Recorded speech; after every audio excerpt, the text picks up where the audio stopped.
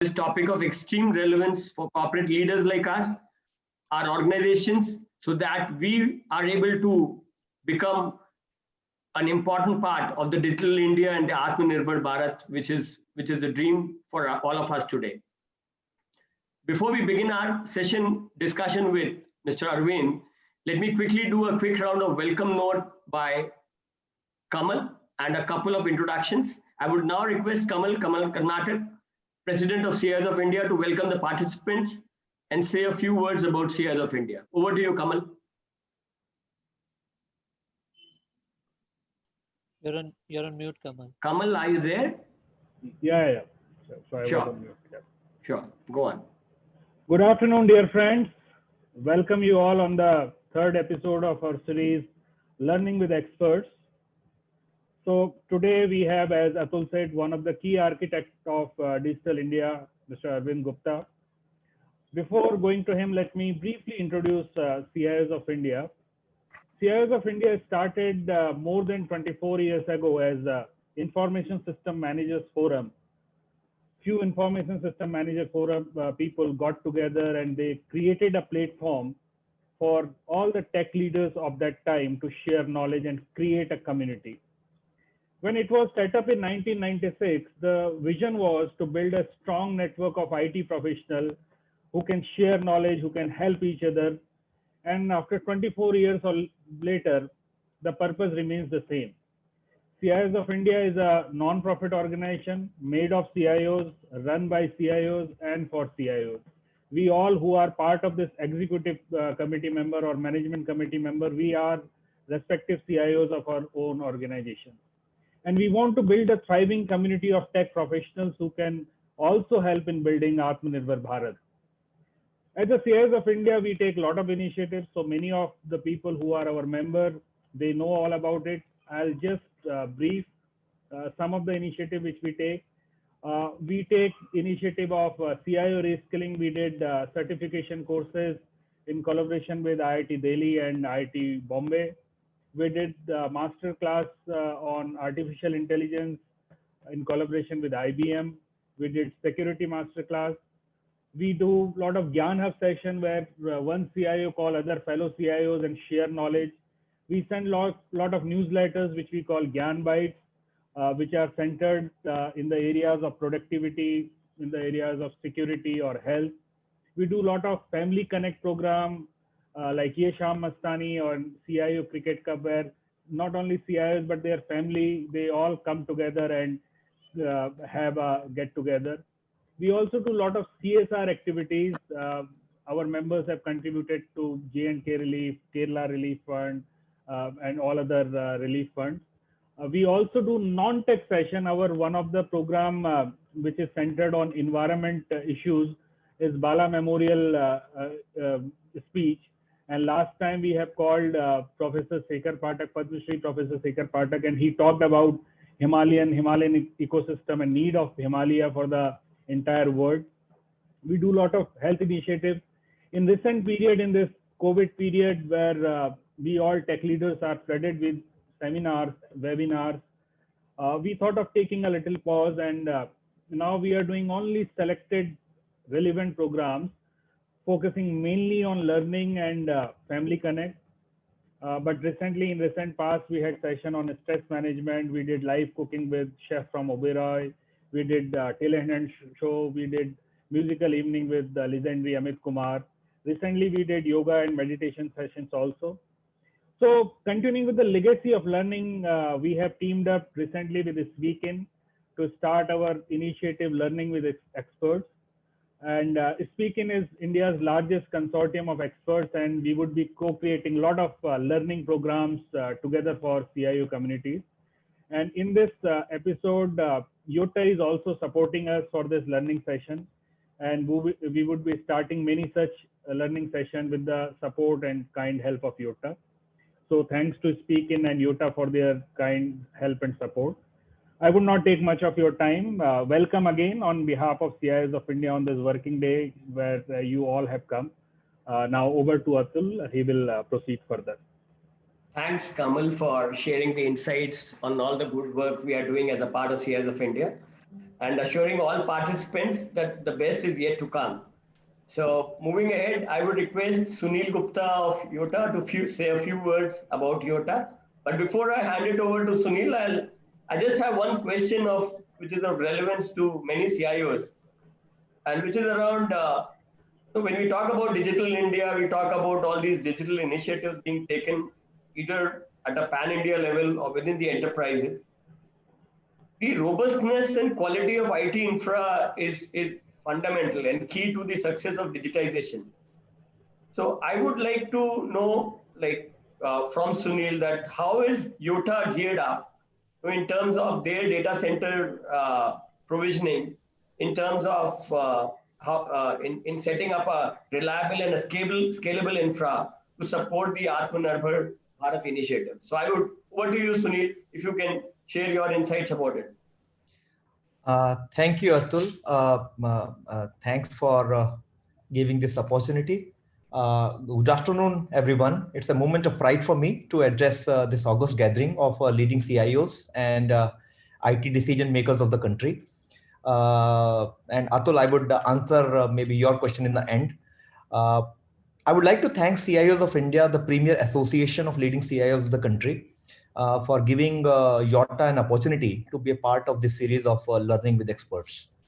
While we will hear more from the architect of Digital India, Shri Arvind Gupta ji, on today's topic of Nirbhar, a new digital India, I will quickly touch upon one subject which Atul also talked about, how the government of India's Nirbhar Abhiyan and Digital India campaign is extremely correlated to and intertwined with the need to build a very best-in-class, state-of-the-art, massive underlying digital infrastructure across the country, which is already getting built for last couple of years, but which might have to be built over next 7 to 10 years.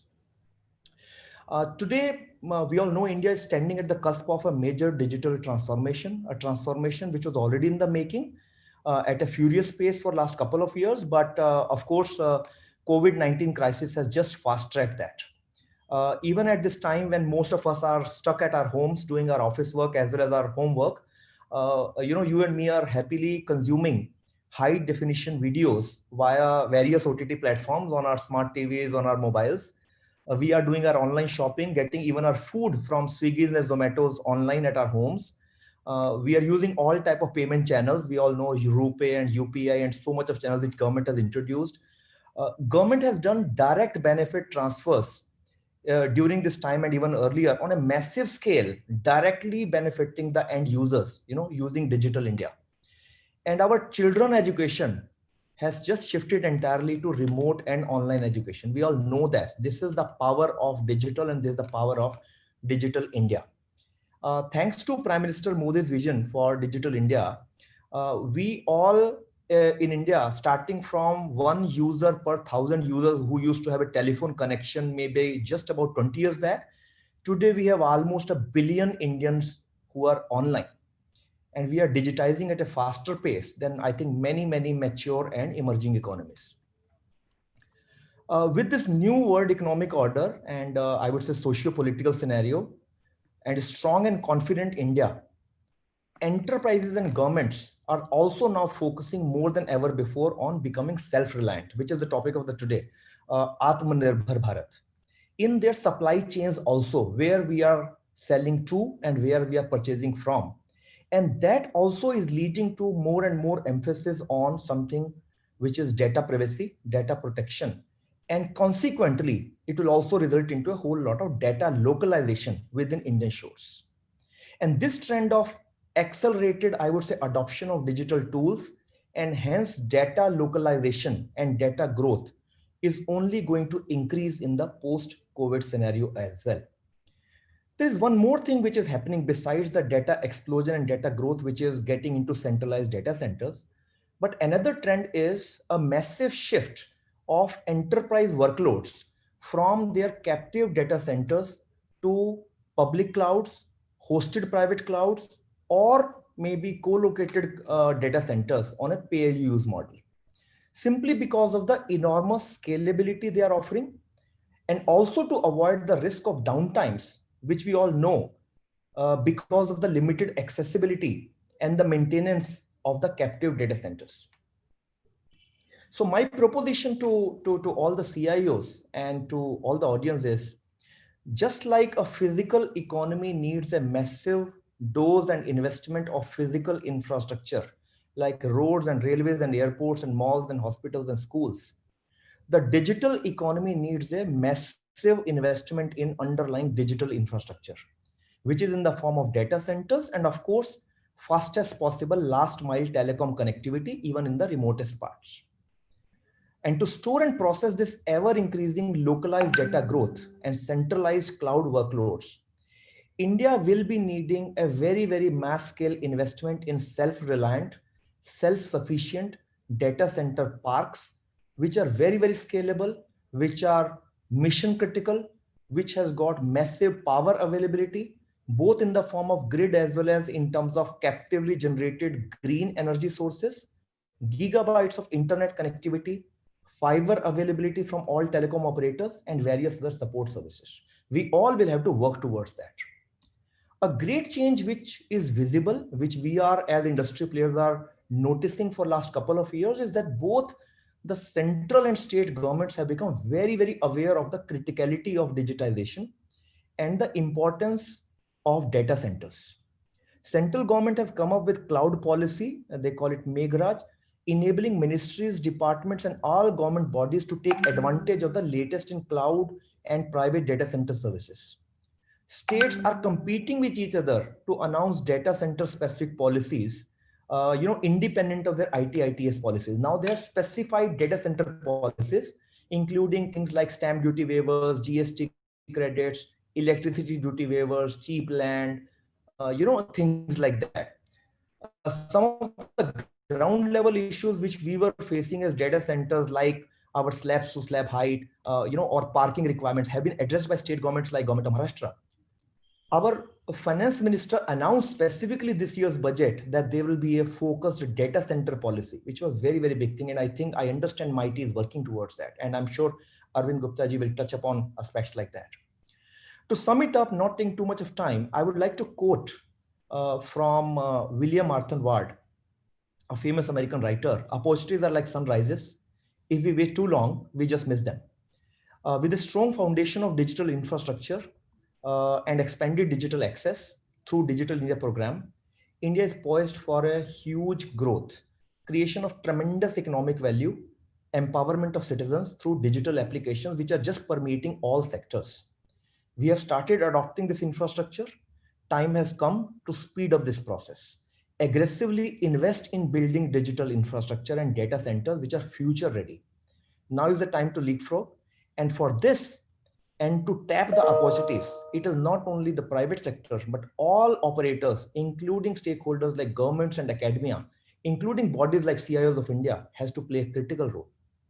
With this, I would like to conclude and thank CIOs of India for giving YOTA an opportunity to share its vision and its expectations when it comes to Nirbhar Digital Bharat. Thank you very much.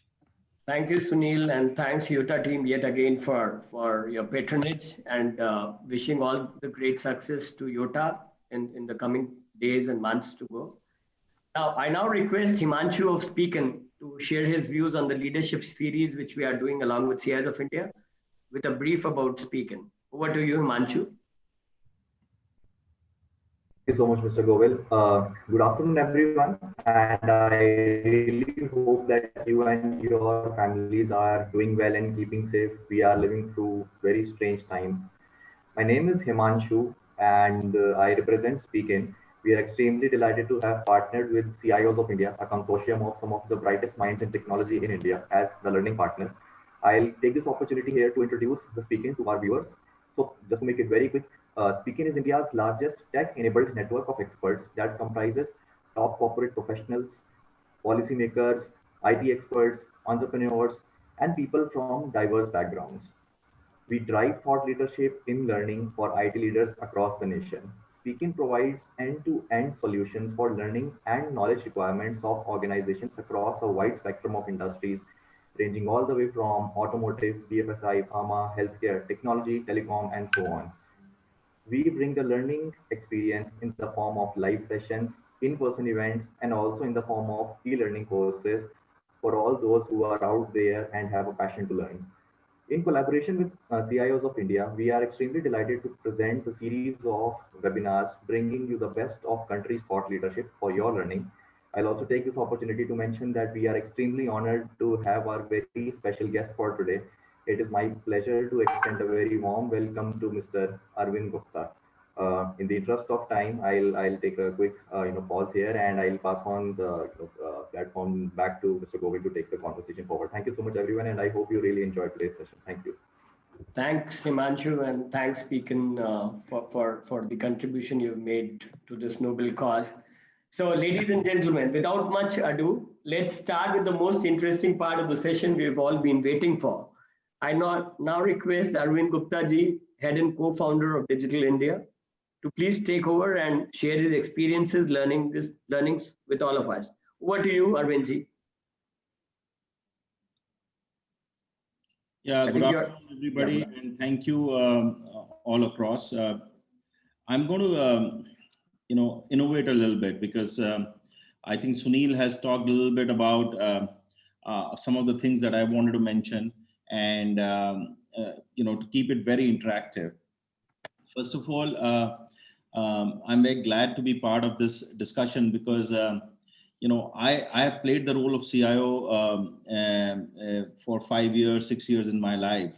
And so from there, transforming into a policy role has been a great learning experience. And I kind of have batted for CIOs in every state, every department, every ministry within the government. So thanks to all of you for your immense contribution to India, and not only just in the last 6 months, which is this Aatma Bharat, last 6 years, which is Digital India, but probably last 25 years, which you have been contributing in various roles.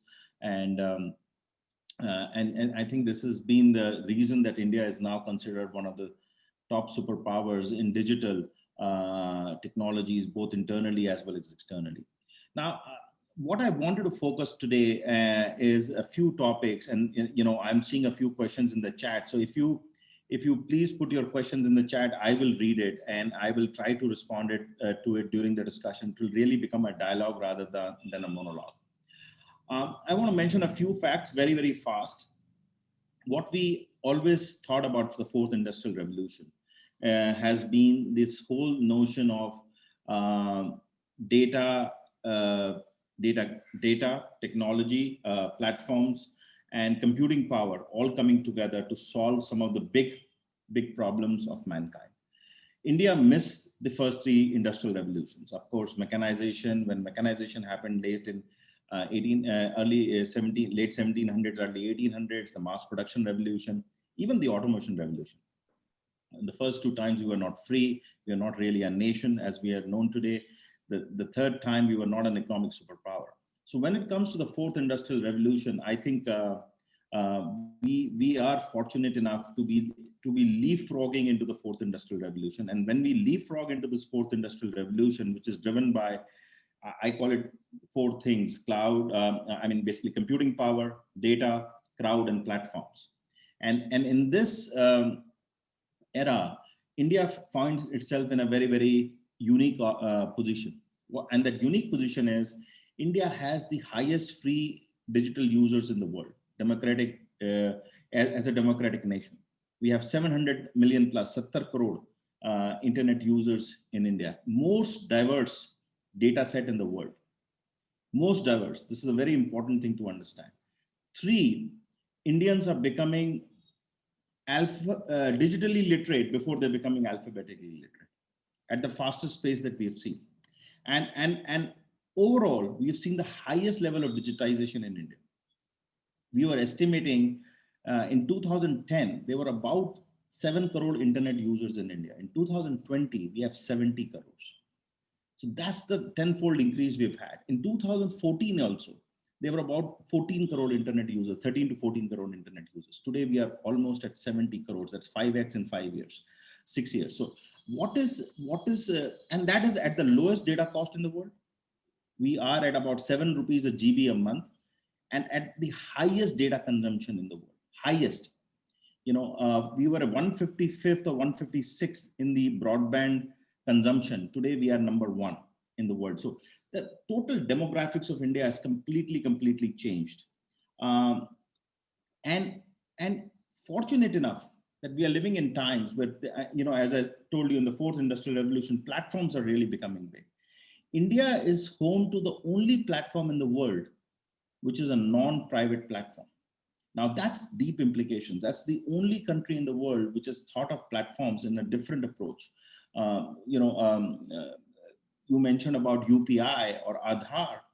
Now, what does it change? It's not just a technology. It's not just generally an API call. It has completely transformed the way we look at digital platforms. All these platforms on the left are platforms which are from the US. Add or delete a few of them. Apple has crossed $2 trillion of market capitalization on its own. And on the right are from China, and they've lost market capitalization because countries like India have banned them because of geopolitical considerations, because of data privacy and security considerations. Some of the platforms have been banned, and trust becomes a very big vector in this new 4th industrial revolution, in this new geopolitics. India, amongst all these 9 other platforms, has the only platform where we don't put a market cap, because it's a public platform. It's a public goods platform. Like you have roads, like you have electricity. India has created a platform which is a software platform, the India stack, the Aadhaar stack. And parallelly, we have worked on the BharatNet project to make sure that connectivity reaches the last mile, every single gram panchayat. In fact, one of the big announcements in the Prime Minister this year was, in the next 1,000 years, making sure the next 600,000 villages of India are all digitized, everything digitized completely. And the big thing in India is something that, I think as CIOs, you will empathize with, is that our approach, traditionally, all the platforms, all the products cater to the blue and the green. The India platforms, why it has been very pervasive and ubiquitous, is because they start with the red and the orange and green, and of course then the blues get served. But they start with the bottom. So they start with the red, saffron, green, and then the blue. The approach is to make sure that it's a bottom-up approach, and every single Indian is served. This is India's income pyramid, by the way. We have 240 million households in India, and 200 million households in India. As Kamal mentioned, we got a DBT transfer in April and May within 2 days. No other country could achieve that kind of a scale and speed the way we have achieved. The other thing, again, core thing for design, from a design perspective, and again, as CIOs, you would understand, India's approach to digitization is mobile first, local languages, regional languages, all the 23 languages supported, voice enabled. This is another very interesting trend that we are seeing. As I said, India has the most diverse voice sets in the world. And so voice enabled is really becoming very big. And that's why you saw popularity of voice and video platforms as the highest in India. We also have a population which in the first few transactions needs that assist. So it's called assisted mode transaction, and I'll talk about that. And of course, we have offline inclusion, and all transactions, whether they're Aadhaar or anything, can be done offline, means in a center, and not really to be connected on a phone. And of course, we serve lowest technology, and I'll give you some interesting facts and figures which may be of interest to you. Very quickly, Aadhaar, we all know what Aadhaar is. It's who you are and not what you have and what you know. We know there is a DigiLocker, and this is very integral to the India stack, by the way. And this is something that everybody should leverage if they're not leveraging. Aadhaar, I know a lot of people are leveraging already, but DigiLocker, it's the source for all authentic documents today. Your driving license, to your PAN card, to your passport, to your even your vehicle registration number, to your Aadhaar card, everything is securely, authentically secured. And this is different from a Dropbox or a box or any Google Drive, because it is authenticated. So that means any eKYC or any checks you want to do, any document coming out of DigiLocker, even a mark sheet or a degree certificate, will be authentic. It can't be altered. This is what I mean by lowest technology. While a lot of us know that we can do UPI on smartphones and it's almost integrated with all apps, all payment gateways, did we also know that you can actually still today do a UPI transaction on a non-smartphone, on this old Nokia phone that nobody remembers? You can. And that is the 500 million people in India who still don't have a smartphone. We have 700 million people who probably have a smartphone. And out of the population of 1.35 billion, I'm discounting the kids, and you remove them, still 1.2 billion plus or minus adult population, 500 million people, 50 crore log आज भी एक smartphone नहीं use करते हैं, which is basically a candy bar phone, this old phone. But you can actually take out your phone and try this. You can say *99# and you can do a complete bank transfer, a remittance on this phone. And this works wonders for the bottom of the pyramid population. They transfer money. They are working migrant labor. They're working in Kerala, they're working in Tamil Nadu, they're working in West Bengal, they're working in Delhi, and to transfer money back to their homes, wherever they may be, they can just do a transfer. Money transfers at zero cost from their account to another person's account in their village, in their homes, and they get their money. So this is again still used, and this is again, while you may have the highest tech at the smartphone level, you still, the same UPI platform, the same UPI pipe is supporting the lowest denominator, which is a kind of a candy bar phone, I call it. And while doing that, we are doing 1.8 billion transactions a month. 1.8 billion, that's the number. So, and see the growth from about 0.25 billion in July 2018, we are at 1.8 billion. We've actually crossed pre-COVID levels. Pre-COVID, we were probably at about 1.1, 1.2 billion transactions a month. We are averaging now 1.8, and it will only grow up. Now, what does this 1.8 billion transactions do? Of course, local data storage, localized data, but also huge number of data points.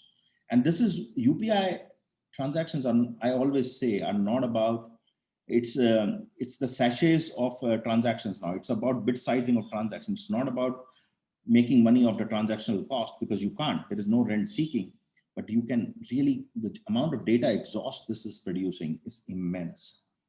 And if 300, 400 million people do about 4 or 5 transactions a month, whichever intermediary they use, they understand how their buying habits are, what are they buying, what are they not buying, and that is where the power of data comes into play. So that data is now in our control rather than anybody else's control. So a overall lesson, and I'll try to keep time so that we can ask a lot more questions, is that our Digital India approach so far has been build the highways, which is the BharatNet, build the software infrastructure, make it open, and make sure that we serve the rural population, low literacy population, that they're still digitally unconnected. Make sure it serves low income, it's multilingual, and senior citizens. Senior citizens is a great example, and I'll give you something there. And this is the status of the India stack today, which is part of Digital India. Next, the left side probably shows you the more impact of BharatNet with the internet users and the reach of the internet. On the right side is the software infrastructure, the software public infrastructure in the India stack form. But that has so far been the story of what we were doing internally to solve our own problems. And that's number 2. India is making digital infrastructure as public goods. More and more Indians are going digital. This is another, in tough times like the pandemic, we've still seen 50 million, 5 crore new internet users of a different variety. Students who never probably had access to exclusive phones and tablets, they are on the platform now. We are seeing migrant laborers who used to use a smartphone in their towns, in the factories where they were working, going back to villages, and there's a new category of the village level entrepreneurs that we are seeing. And they're all transacting digitally. It's an irreversible process. Once you get used to it, you don't start your consumption back to a normal format. And of course, we are as Indians becoming very, very data rich. We are actually becoming data rich before we're becoming economically rich. So this is a big trend that we are seeing. And at the core of all this is going to be Aadhaar. And some of the things I'm talking are future forward. We all know Jan Dhan accounts and the fact that they have done the biggest financial inclusion of mankind. The fact that DBT is the biggest public service delivery platform. Scale, somebody talked about scale, and that was a question the moderator had put to the YOTA team. You have to understand, in 2 days, we do almost 200 million DBT transfers. And this happens almost every month. The infrastructure in India, thanks to experts like you and our partners in the Digital India ecosystem, it holds on. It completely holds on, and people are, these are transfers which are scale of countries and nations. So, we are immensely proud of our infrastructure that we have built. Do we not lose sleep over it? We of course should lose sleep over it from considerations of security, privacy, and how to keep scaling up and making sure that we are not just planned for the normal days, but also for all the spikes that we may get. So something that this is an ever-going lesson, as all of us know. And whenever exam results used to get released, websites used to go down, but that story is becoming less and less headlines today, and that's good news. But this is my favorite example of Digital India, and this I keep mentioning many times, is that how digital is just using small technology to make sure that senior citizens in India who get pensions are able to use their biometrics, this and this, to give proof of life. Gone are the days that they have to go to an office and give a certificate of proof of life, which was inbuilt with corruption. This is a person who can actually give proof of life, and that's a requirement for pension, sitting very much in their homes or going to a citizen service center, the offline centers, to do the same. And in COVID times, all of this has been enabled to be done from home. So, and this is something that all of you as CIOs have enabled, as chief information officers, technology officers, digital officers. We have the fastest customer onboarding experience today, thanks to Aadhaar, eKYC, all built in together. Nobody can beat India. I was at the launch of a virtual card, something that I launched way back myself as an entrepreneur in 2002. Life has come a full circle, because I commented there, had there been a presence of eKYC and UPI way back in 2002, my product would have been worth billions of dollars. It was called Virtual Web Card. And today, people are launching that and saying that they can onboard a customer and give all the approvals, credit approvals, in less than 2 minutes.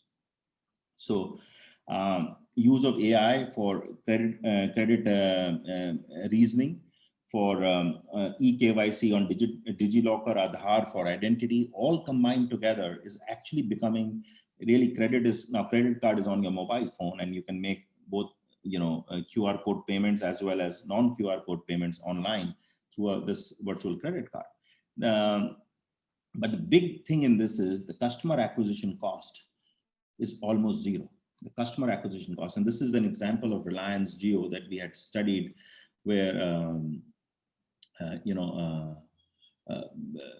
where of course we saw the whole impact in the telecom industry was how you could onboard customers without any paperwork. So completely digital first onboarding, and that was done 4 years ago.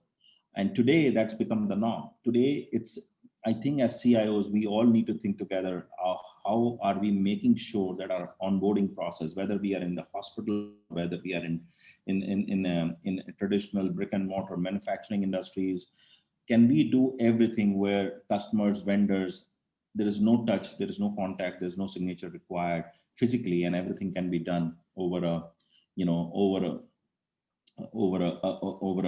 smartphone or a authenticated system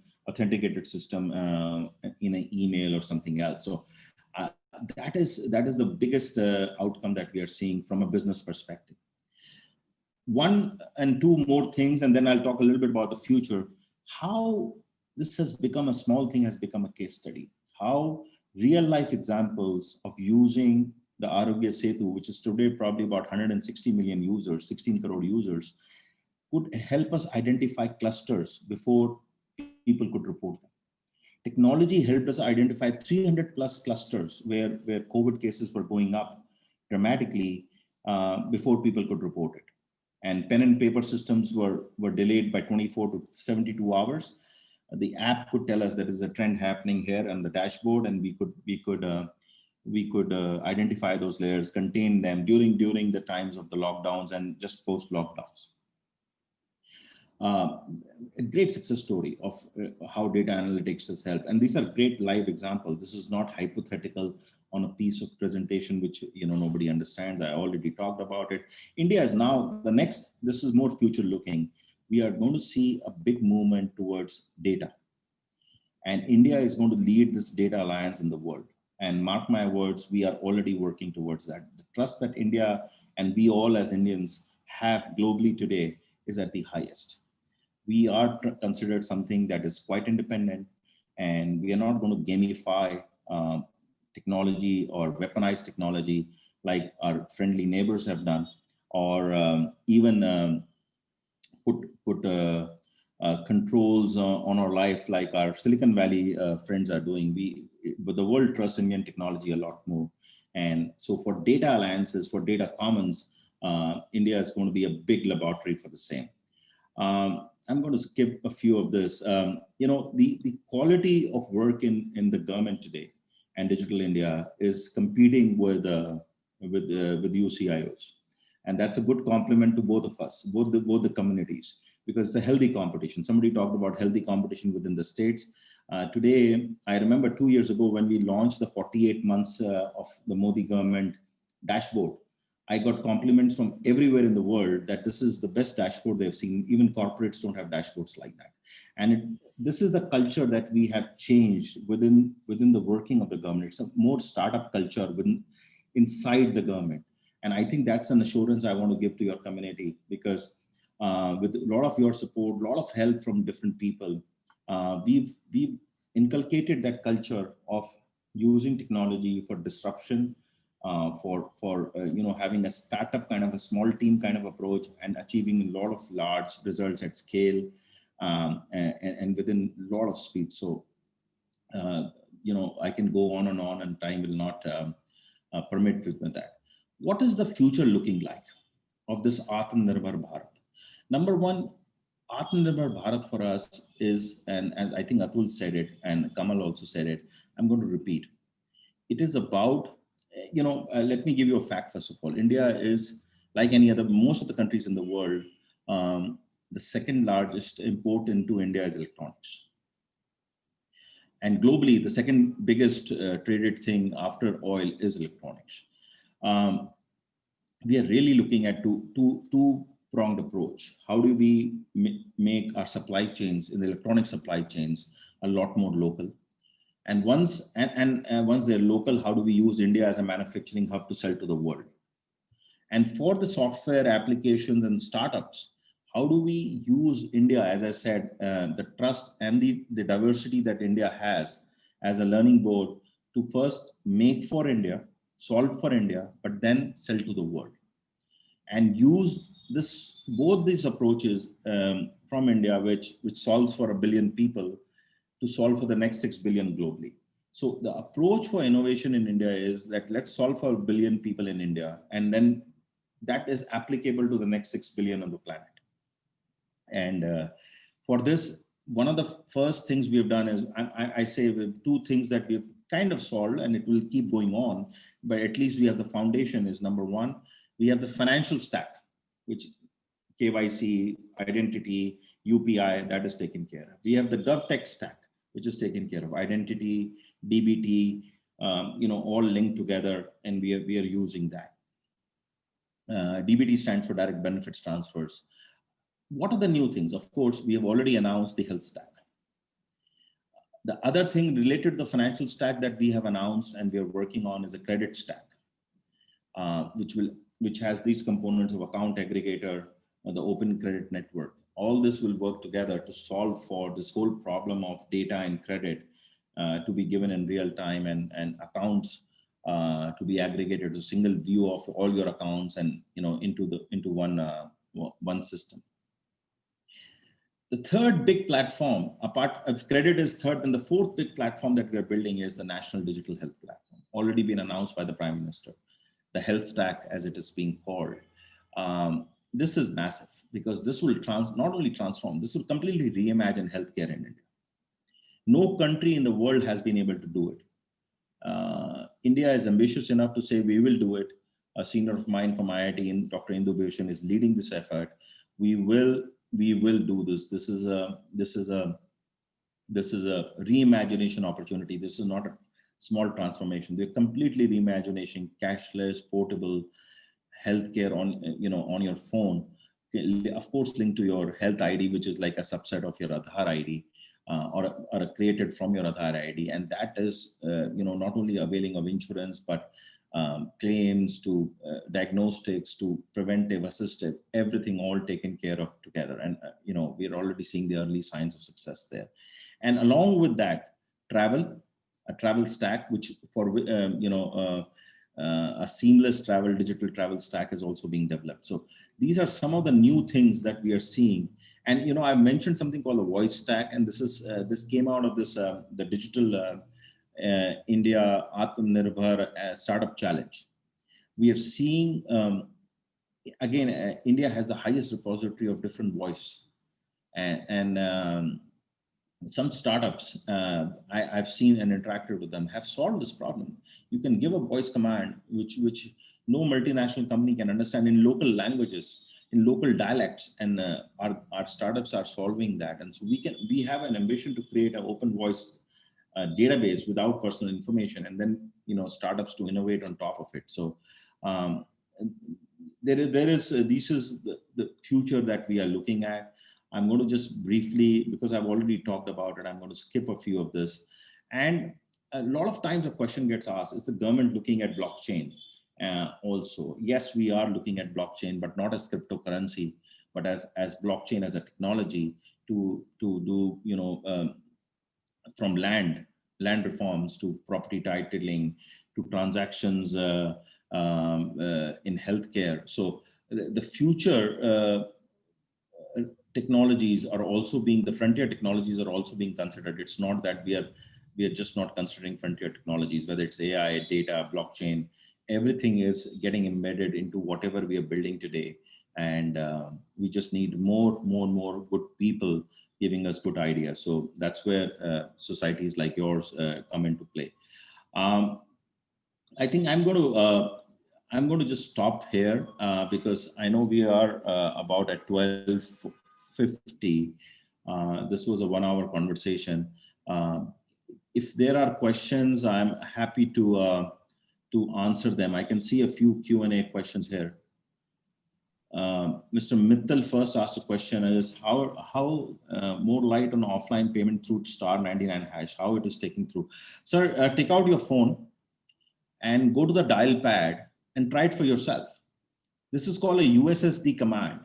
*99# gives a command from your phone to the UPI server, and what is your primary account associated with that mobile number will get displayed. Right? And I would really encourage you to try that right now. You'll be amazed that actually, and if you all want, I can show it to you. But Mr. Mittal, that's exactly how it works. It's a USSD command. Digital health platform, Manish is asking, how do we plan to penetrate into India and create infrastructure to adopt healthcare at a local level, especially in hospital, and to adopt EMR? Manish, this is a great question. I don't know which organization do you represent, but let me tell you and give you some very interesting points.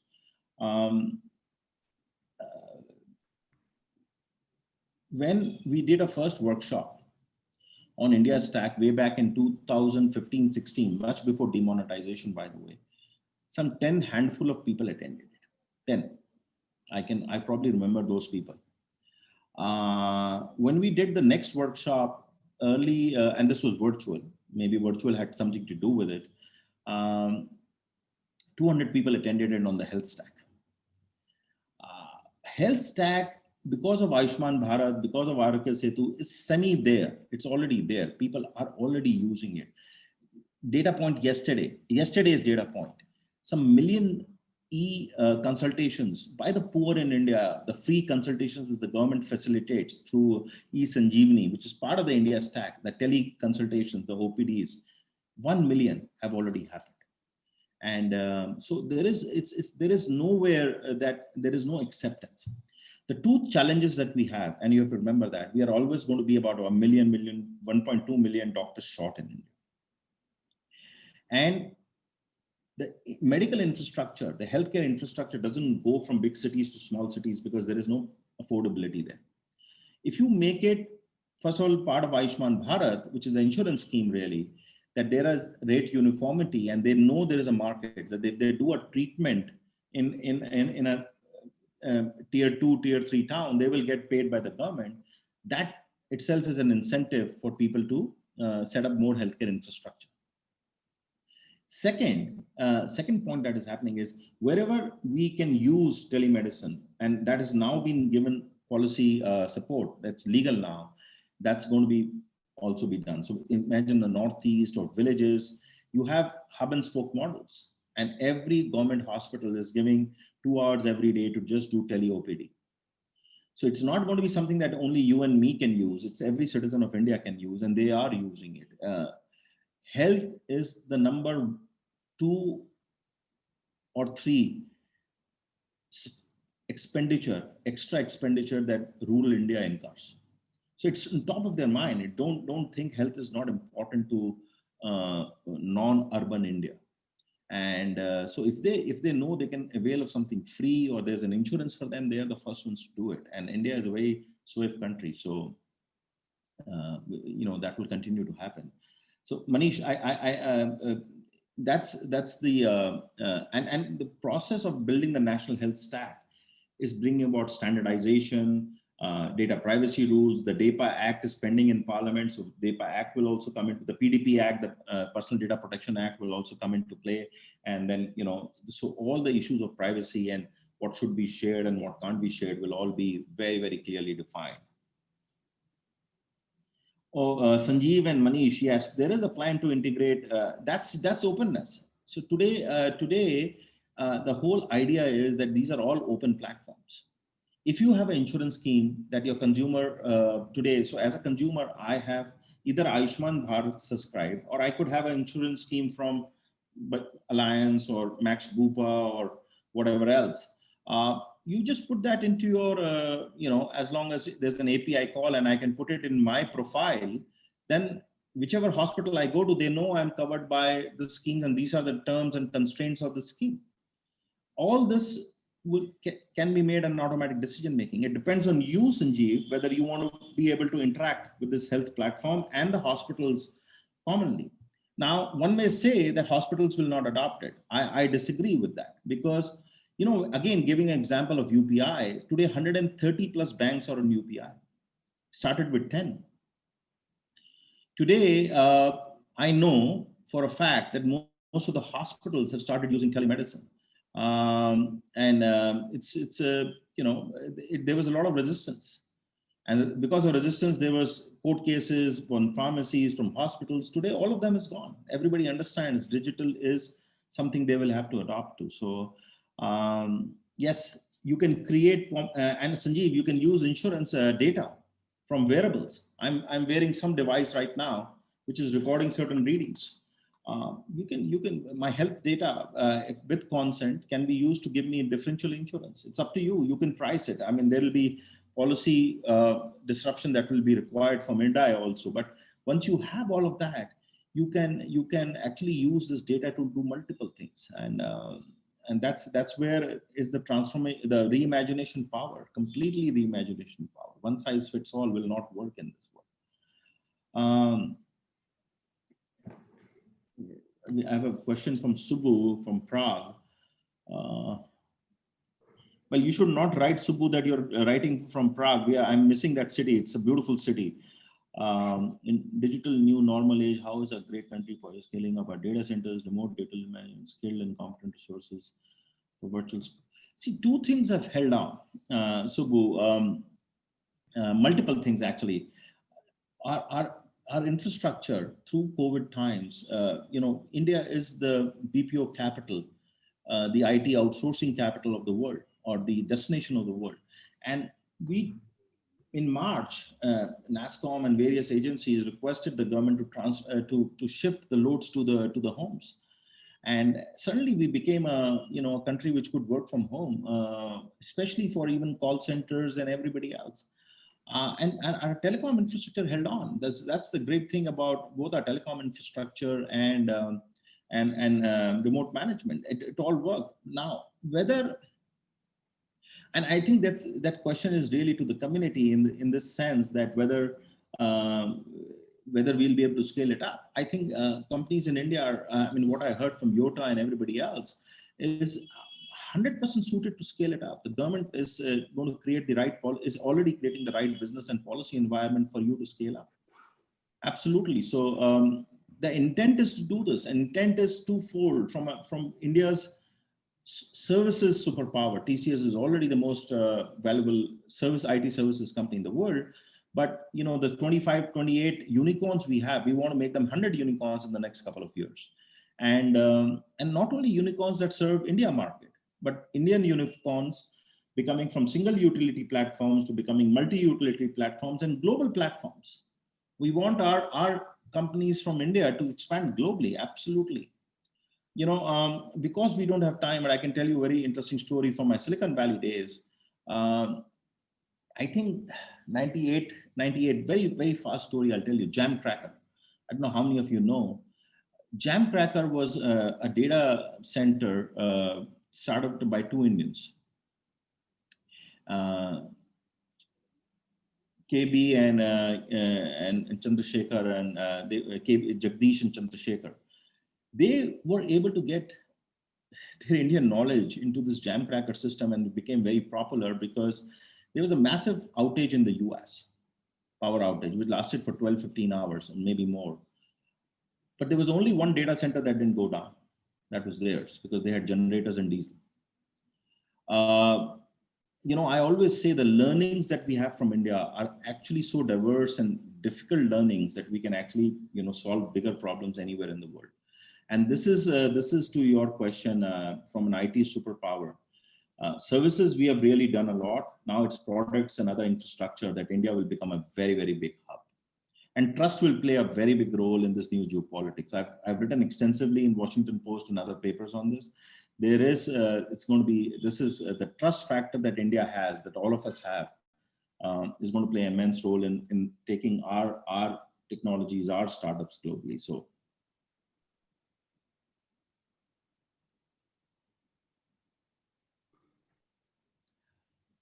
Some moderators will have to tell me how much time do we have, because there are some very, very exciting questions. I just want to know. I think we can go on for another 10 to 12 minutes, if you are okay, Arvindji. I'm fine. I would love to interact because for me, that's a big learning also. Okay. Right? I think we can go on for another 10 to 12 minutes. Okay.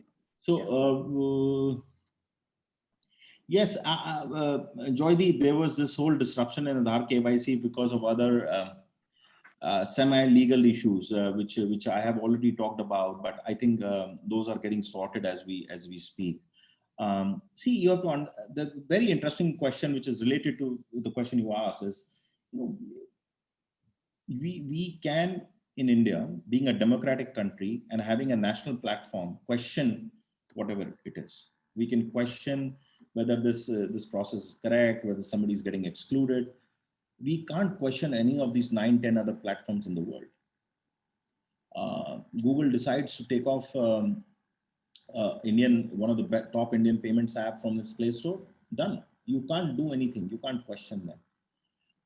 So in a democratic country, which we are proud of, we can question. There's a rule of law that applies, and some of these things do get caught up in that. Sometimes technology gets caught up in that. So unfortunate, but it does. But it's back. It's back there.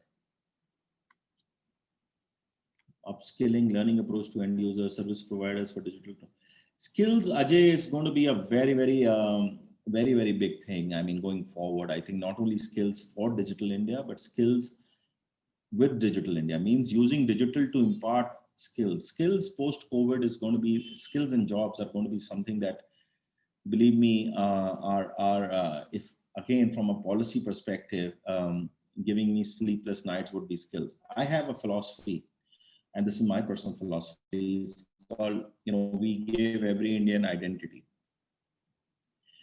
IMS, it's called identity. We have made ensure financial inclusion 100% at household level.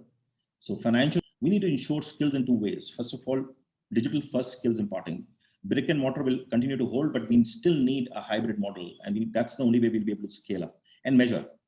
And two, using those skills, having a digital platform for jobs in a completely integrated platform. And I think that is the third big disruption for me personally. So I think that's going to happen. Amit, that is already a government e-store, but yes, we are looking at more Play stores. Today we are by default a Google Play Store or Apple Play Store. We are looking at a possibility of having multiple Play stores when you receive a phone or instruments, as you go forward. Dr. Vivek Damle, my friend from Illinois, if that's the same person, I know he has to be because he's asking about agriculture. Dr. Damle and we were together at grad school in University of Illinois. He was doing his PhD in agriculture and I in computer science. So in view of the new farm bills, how will Digital India initiatives impact? Dr. Damle, again, both from an IoT perspective to data that is getting produced to opening up the market. I think the opening up the supply chain, the downstream supply chain, which is selling process for the farmers, where they realize the real value.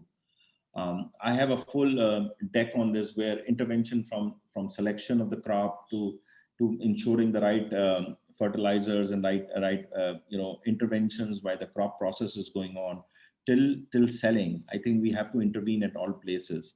The first two are more in the control of the farmer. The third thing is a market factor. And today the farmer doesn't realize his or her crop value because of the market factors, because of distorted factors, the intermediaries in the market. So that has to go away. And I think that they're the first trends we are seeing already that getting disrupted. And anytime you see a lot of opposition to something which is because of intermediaries going away, you can imagine digital is going to make a big difference there because it removes all intermediaries. So, okay, there's a lot of questions. So I'm sorry, I'm going to just pick up common themes and Arvindji, I'm sorry I'm interrupting Atul this side. So before you move on to the next question, no, I had a point, if you permit. So like while we all aim to become a far evolved and a more efficient digitalized economy and a country, I think there are two parts to it. One is the corporate world, the industrial world, what we call it, and the other is the community part, which is built of people. So while we speak about the direct benefit transfers, the e-payments, the e-health, e-learning, I think most of it is about on the expense part. Okay. While when we talk about the corporate world, it's what builds the GDP. So the point which I was trying to make it, that when you talk about the corporate world, it's the CIOs and the leaders in these enterprises who would drive the next wave of growth. And with legacy thoughts or with legacy vision, so to say, you can only gain as much or go as much far. So, and driving these digital initiatives, if you do it in pockets, if there is a particular company which does something and it doesn't get relayed to a larger set, the country doesn't gain. So no, we are unable to drive higher revenues or maybe higher margin realizations and eventually get gainful employment. So how do you think we can, as part of CIOs of India, we can collaborate with you and such agencies so that we also participate from a GDP growth standpoint along with in the Digital India initiative. That's my limited point. I hope it is not out of course or out of syllabus, but if you think it right, you can. Being a professor, I get questions which are out of syllabus also. My syllabus is quite wide. Okay, great. I can speak on anything around knowledge, innovation, economy, and policy. So, and technology, of course. So, question is, let me reframe the thought that you have given. Companies will prosper when they are having better balance sheets. A great example is, if you have operational efficiencies, for example, in customer acquisition, can you service more customers? Somebody asked a question from an insurance perspective. Can you bring down the cost of insurance and make it a more commoditized product because it's personal? Can you use data to do that? This is partnership. So can you contribute data and take away data? So in data commons, today, if I am a point of sale company, or if I'm a pharma company and I know what kind of sales are happening wherever, can I predict, can I use analytics? And you have models to predict analytics to tell me that there is this particular medicine that is going up. If we usually used to sell 100 paracetamols in the shop, today we are sold 1,000. There's something happening that we don't know about. Let's figure it out. So the combination of data and analytics to make new decisions, to come out with faster reaction to whatever situation it may be. How can we collaborate? As I said, there is a lot of collaboration on data, on analytics, on giving the right feedbacks to the government. If I can say very openly and frankly, government gets very conflicting views. And that's where the government, sometimes you say the government doesn't make decisions because people get such conflicting views. If you have a round full of people, the vested, it's not nation first, it's company first. And when that approach changes, you get the right feedback. When it becomes nation first, it doesn't make a difference to my company or my product or my service or my startup, but it really makes a difference to the country. My biggest lesson of being in the government as a CIO, as being as an entrepreneur, is that if we start giving opinions which are nation first, I think we really help the country a lot more. And that's the biggest challenge, by the way. It's not so easily said. You go to very good, important, this is COVID times and most of the meetings are Zoom and recorded. You used to go to meetings, stakeholder meetings or whatever, and you would 100% see 5 different views in that room and they've never been able to converge. And that's why decisions won't be made. So there is multiple aspects to your answer, but the long short of it is, if you can bring more efficiency to get more revenue, more customers, more efficiencies to drive operational efficiency, so you have more profitability, you add to GDP. And that's what we want our companies to prosper. The other thing we want our companies to prosper is using credit better. Somebody asked a question about MSMEs. One of the biggest challenges facing India today is that our money is not going to the right companies, which can, so with the account aggregator, with the open credit networks, we want to be able to give better credit out. And more products will come out in that, using data and, the account aggregators to give better credit. That's going to really help India because especially the SMEs are really struggling for getting the right access to credit at the right rates, and that starts from farmer up. The day loan, the paid, not the payday, even the day loans, the weekly loans are predatory loans. You have companies right now using the pandemic to give. There's a media report yesterday to give predatory pricing loans. $10,000, but the interest rate, if you calculate, is 55%, 40%, 50%. So I think a lot is going to change, is changing, but I just want to leave it there and answer a few more questions that are there in the interest of time. Sure. Yes, we've, I think 1 or 2 comments have come on this. I'll just give a big answer on this, is that cybersecurity has seen the highest amount of threats in India in the last 6 months. State, non-state actors, I don't need to name them. We've seen unprecedented levels of attack, malware attacks. Some of the bans that you saw on apps in India were a resultant of that.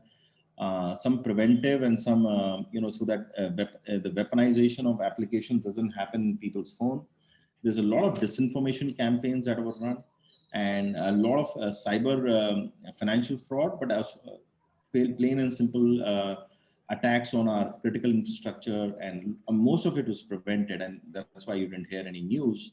This is the community that doesn't get celebrated so often sometimes, because what we prevent never gets known, right? So it's only the 1 out of a million that gets penetrated that you get of headline news, but the other that we all prevent, it doesn't get disclosed. So, and that's the way it should be. So we've had unprecedented attacks, let me tell you that, and the government cyber infrastructure, the private cyber infrastructure has been on a constant vigil, and I don't foresee it changing in the next 6 to 12 months, because the geopolitics and it's going to only increase. There is our neighbors are not the kindest to us right now, where we have a US elections happening, which will result in a few other changes in the geopolitics. So that will continue going on.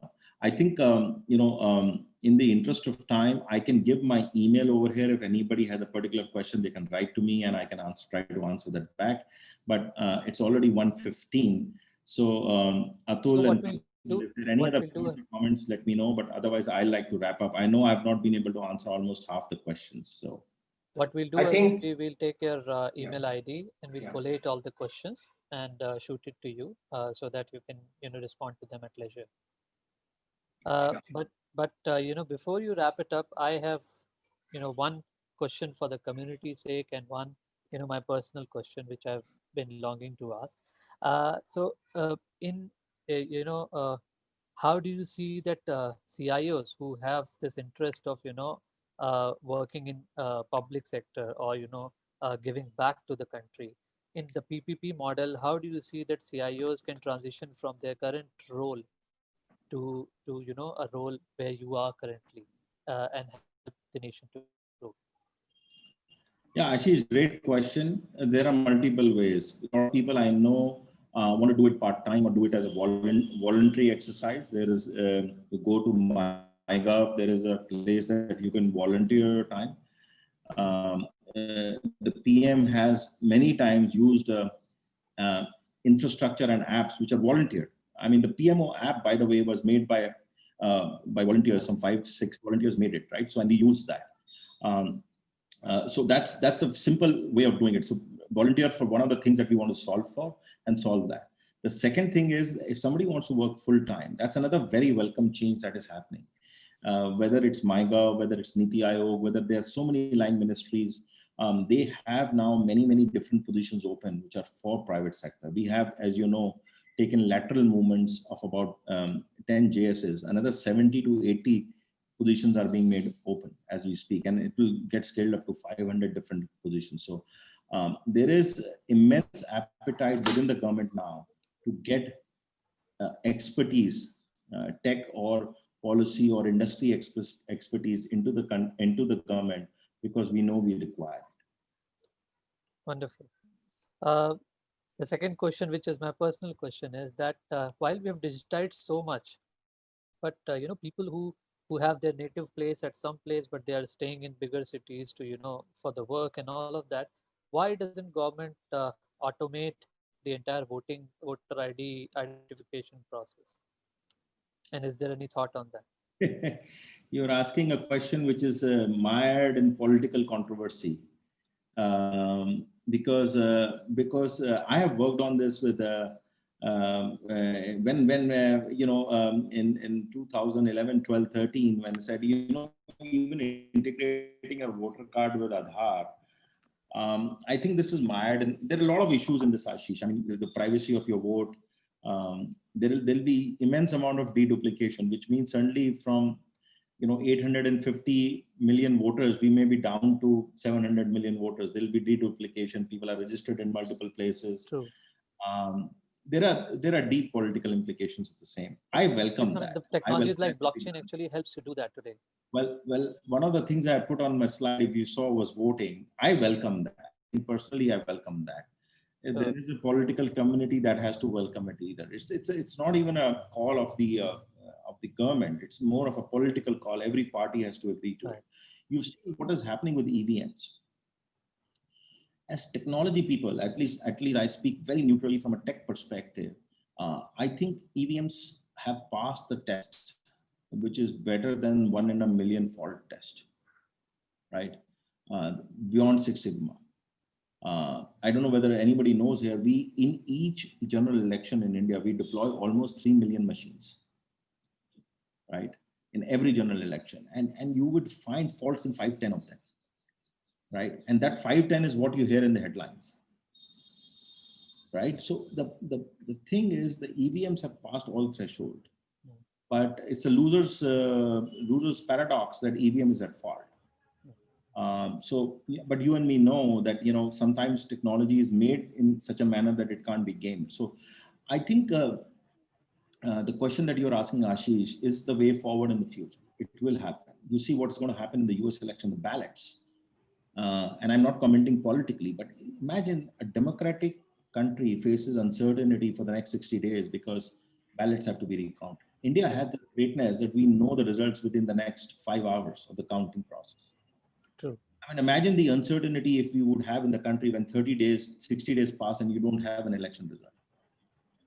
So anything that digitizes that will be welcome. Now we have a very good process from the point of going to the election room, pressing that button till the time of counting. But we have to, what you are suggesting will even make it more democratic before that, which is making sure that your vote is with you, nobody else is gaming that, and you have only one vote and all of that. So I think we'll reach there. We'll reach there. We're not there. I'm sure. Wishful thinking. And the Prime Minister's vision, I'm sure we will reach there. So I think we are overstretched for the time, and we have a lot of questions which have not been able to answered. We'll collate all of them, and I'll take your ID, and we will. I put it in the chat room, but it's there, so you can just note it. Sure. Yeah. So sure. we have got that. Sure. So I think one question is for Sunil from Mukesh Mehta. How data center can help in supporting Atmanirbhar New Digital India, and how important is to have a Tier 4 certification? I think Sunil can answer this. Yeah, sure, Atulji. I think anything and every transaction which we were talking about ultimately is coming to a central place, which is data center, right? So whether it is humans like me and you who are using internet through our mobile devices, laptop, desktops, or whether it is in future IoT takes over and our devices start talking to each other and start taking instructions from machines at the back end, that is AI and ML use cases. Ultimately, majority of that data will travel backwards to a data center, whether it is an edge data center at the edge or whether it is central data center. So data center will always remain as a huge backbone of every single aspect and use case of digital India.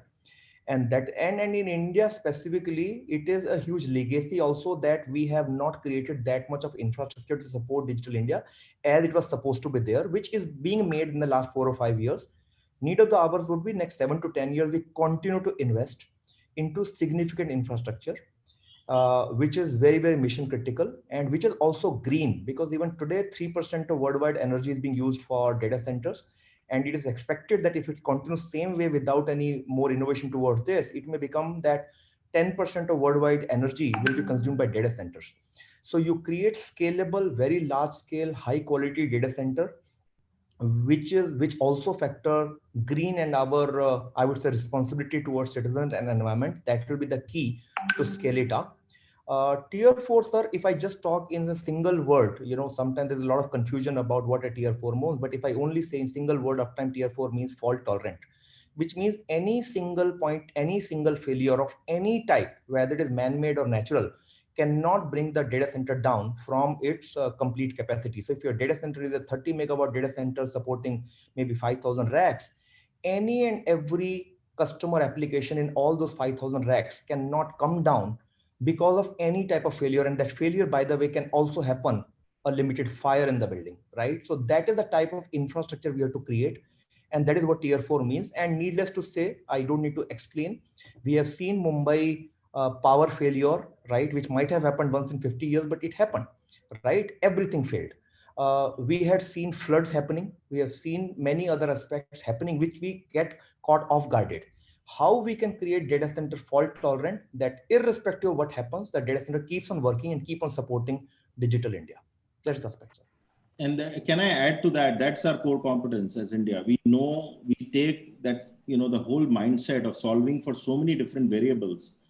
If I'm a data center in a plains in somewhere in Africa, I just have to make sure that, there is no probably seismic events or power failure.